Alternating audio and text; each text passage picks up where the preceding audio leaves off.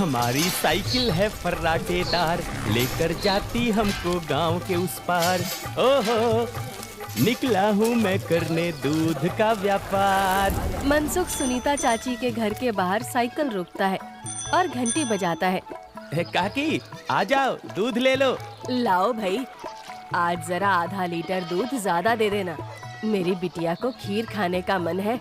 हाँ हाँ, अभी ले लो, बढ़िया सी खीर बनाकर खिलाना बिटिया को। मनसुख फिर से साइकिल लेकर दूसरे घर दूध देने चला जाता है। अरे मनसुख भाई, ये लो तुम्हारे दूध के पैसे, आज महीना पूरा हो गया ना? हाँ दीदी, लाओ दो, आपका हिसाब एकदम साफ रहता है, आप एकदम समय पर पैसे दे देती हो। अरे मनसुख भैया, तुम गांव में सबसे सस्ता दूध देते हो और रोज समय पर भी आते हो, तो फिर हमारा तो फर्ज बनता है ना कि तुम्हें समय से तुम्हारे पैसे दें। अरे आपका धन्यवाद दीदी। अच्छा, मैं चलता हूँ। हाँ, इस दूध वाले की ज्यादा तारीफ नहीं कर रही थी तुम? अरे तो और क्या, सच ही तो कह रही थी, मैंने कुछ गलत कहा क्या? अरे मनसुख इतना ईमानदार है बेचारा। पहले हम शहर से पैकेट वाला दूध मंगाते थे, वो कितना महंगा पड़ता है, और उसे लेने के लिए आपको इतनी दूर दुकान तक जाना पड़ता था। बेचारा मनसुख तो घर तक दूध दे जाता है और पैसे भी शहर वाले दूध से कम लेता है। और तो और। अरे बस बस भाग्यवान, और ना बताओ, मैं समझ गया कि मनसुख बहुत बेचारा और ईमानदार है। अब मुझे माफ करो और जरा एक कप चाय पिला दो। हाँ हाँ, अभी लाती हूँ। उधर मनसुख अपना सारा काम खत्म करके घर पहुँच जाता है। अरे आप आ गए, आज देरी हो गई। अरे पूछो मत, साइकिल का टायर रास्ते में पंचर हो गया था, उसे ठीक कराने में बहुत देर लग गई। ओहो, तो आप एक मोटर गाड़ी क्यों नहीं खरीद लेते? इस साइकिल पर काहे चलते हैं जब ये इतनी खटारा है तो? ताकि मैं भोला, सीधा और गरीब लग सकूं। क्या क्या मतलब? अरे अगर मैं मोटर गाड़ी से चलने लगा तो गांव वाले सोचेंगे नहीं कि इस गरीब दूध वाले के पास इतना पैसा आखिर आया कहां से? हाँ, कहां से? क्या दूध बेचकर? और कैसे? मनसुख उठकर खड़ा होता है और सीधा अपने तबेले में जाता है, जहां मीना ने जानवरों का ताजा दूध निकाल कर रखा था। लेकिन सबको पता है कि सिर्फ दूध बेचकर कोई मोटर गाड़ी खरीदने के लायक नहीं हो जाता है। मनसुख ताजा दूध निकालकर उसमें अरारोट मिलाने लगता है। अरे रुकिए रुकिए, ये दूध तो हमारे इस्तेमाल का है, इसमें अरारोट क्यों मिला रहे हैं? अरे मूर्ख औरत, कितनी बार तुमसे कहा है कि हमारे इस्तेमाल का दूध अलग रखा करो। यहाँ तबेले में मैं सिर्फ बेचने वाला मिलावटी दूध ही रखता हूँ। जी जी, माफ करिएगा, अभी हटा देती हूँ। गांव वालों की सोच के विपरीत मनसुख राम तो एक बहुत ही लालची और चालाक दूध वाला था। मीना दूध हटाकर ले जाती है और मनसुख हंसता हुआ खुद से कहता है, गांव वालों की नजर में मैं एक बेचारा गरीब दूध वाला हूँ, तो वही रहने दो। मेरा असली चेहरा कभी किसी के सामने नहीं आ पाएगा। और मैं ऐसे ही मिलावटी दूध बेच बेच कर बहुत सारा धन जमा करता रहूंगा। मनसुख की धोखेबाजी की गाड़ी ऐसे ही मजे से चल रही थी। एक दिन उस गाड़ी में सवार होने के लिए कुछ और यात्री भी आ गए। एक दिन मनसुख साइकिल से दूध बेचकर वापस घर जा रहा था और फिर से उसकी साइकिल पंचर हो गई। अरे ये खटारा तो नाक में दम कर रखी है, फिर से इसको बनवाना पड़ेगा। मनसुख छोटू पंचर वाले की दुकान पर जाता है। अरे भैया, फिर से आ गए आप? अरे अब तो आप एक नई साइकिल ले ही लो, आपकी साइकिल का पंचर बनाते बनाते हम थक गए भाई। अरे कहाँ छोटू भाई, घर में दाना पानी चल जाए वही बहुत है, अब कहाँ नई साइकिल खरीदेंगे हम जैसे गरीब। छोटू साइकिल ठीक करने लगता है और मनसुख वहीं खड़ा रहता है। बगल में एक भजिया वाले की दुकान थी। अरे भैया, इसे ठीक करने में 15-20 मिनट लगेगा, आप कब तक खड़े रहेंगे? जाइए सामने जाकर भजिए वाले की दुकान पर बैठ जाइए ना। अच्छा ठीक है, जब काम हो जाए तो मुझे बुला लेना। मनसुख भजिया वाले के पास जाकर कहता है, लाओ भैया, जरा एक प्लेट भुजिया खिलाओ। हाँ भैया, अभी लो। मनसुख के ठीक सामने दो आदमी बैठे हुए थे। दोनों कुछ विचित्र से दिख रहे थे, जैसे वसूली करने वाले गुंडे हों। मनसुख जरा संभल कर बैठ जाता है। अचानक से उनमें से एक आदमी को जोर से खांसी आने लगती है। अरे कैसी भजिया बनाई है तूने? नालायक, अरे अरे क्या हुआ भैया जी? अरे जल्दी पानी लाओ। अरे भैया पानी तो खत्म हो गया है, मैं अभी कुएं से लेकर आता हूँ। तो क्या खो, तब तक मैं खांसता ही रहूंगा। मनसुख जल्दी से उठकर अपनी साइकिल में लगे कैन से थोड़ा दूध लेकर आता है। लो भैया, इससे तुम्हें राहत मिलेगी। वो आदमी जल्दी से दूध पी लेता है और उसकी खांसी रुक जाती है। अब जाकर आराम मिला, तुम्हारा धन्यवाद। कोई बात नहीं भैया, इंसान ही इंसान के काम आता है ना। ये लो भैया आपकी भजिए। अच्छा मैं अभी पानी भर के लाता हूँ, कहीं किसी और को जरूरत पड़ी तो पहले से रहना चाहिए ना। जब भजिया वाला चला जाता है तो मनसुख को अकेला पाकर वो गुंडे जैसा दिखने वाला आदमी मनसुख से कहता है, काफी शुद्ध दूध बेचते हो। क्या क्या मिलाया था दूध में? ये सुनकर मनसुख सकपका जाता है और भजिया उसके हाथ से गिर जाती है। क्या क्या मतलब है आपका भैया? मतलब ये कि ये दूध तो बहुत मिलावटी था, चक्कर ही पता चल गया। आज तक गांव में कोई भी मनसुख के मिलावटी दूध का स्वाद नहीं समझ पाया था और इस नए आदमी ने एक घूंट पीकर ही समझ लिया। मनसुख बहुत घबरा जाता है। देखो भैया, इस बारे में किसी को कुछ मत बताना। चाहो तो मुझसे कुछ पैसे ले लो, मेरे सालों का बना बनाया धंधा है, इसे चौपट मत करना। अरे हम तुम्हारा धंधा चौपट करने नहीं आए हैं, बल्कि हम तो तुम्हारे धंधे में 4 चांद लगवा देंगे। क्या मतलब है तुम्हारा? देखो भाई, मिलावट तो तुम कर ही रहे हो, तो हम तुम्हें मिलावट से कुछ अलग करने को नहीं कहते। तुम बस अपने दूध में ये मिला देना। वो गुंडा मनसुख के हाथ में एक पाउडर की पुड़िया थमाता है। ये क्या चीज है भाई? नहीं नहीं, ये नशे वशे का व्यापार नहीं करता मैं। ये सब तुम अपने ही पास रखो। अच्छा, मतलब सिर्फ दूध में अरारोट मिलाने का व्यापार ही करते हो? चलो ठीक है, कोई बात नहीं। हमने सोचा था तुम भी 4 पैसे ज्यादा कमा लो, मगर ये तो अपना अपना भाग्य है। क्या? अरे मैं तो मजाक कर रहा था।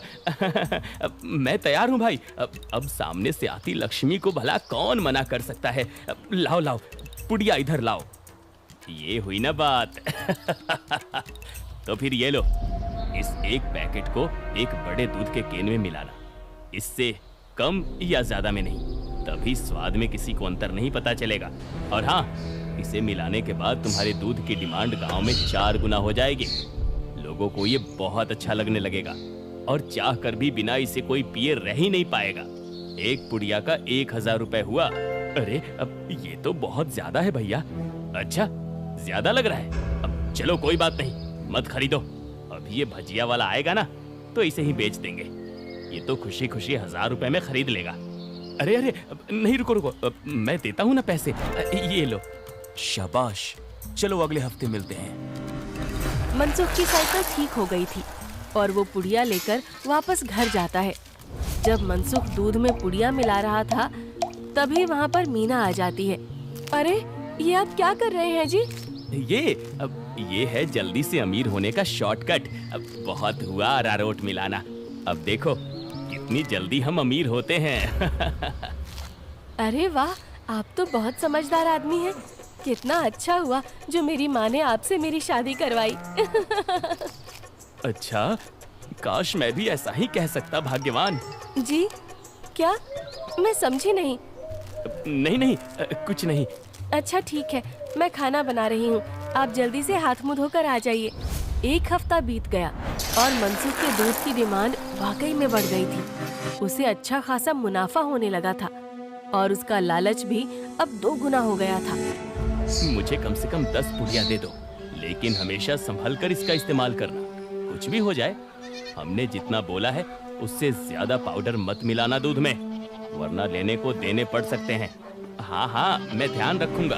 मनसुख रोज की तरह सुनीता काकी के घर में दूध देने जाता है और आवाज लगाता है, काकी आ जाओ, दूध ले लो। मनसुख के आवाज लगाने पर अंदर से सुनीता काकी की जगह एक जवान लड़का आता है। लाओ भैया, दूध मुझे दे दो। अरे आप कौन हैं?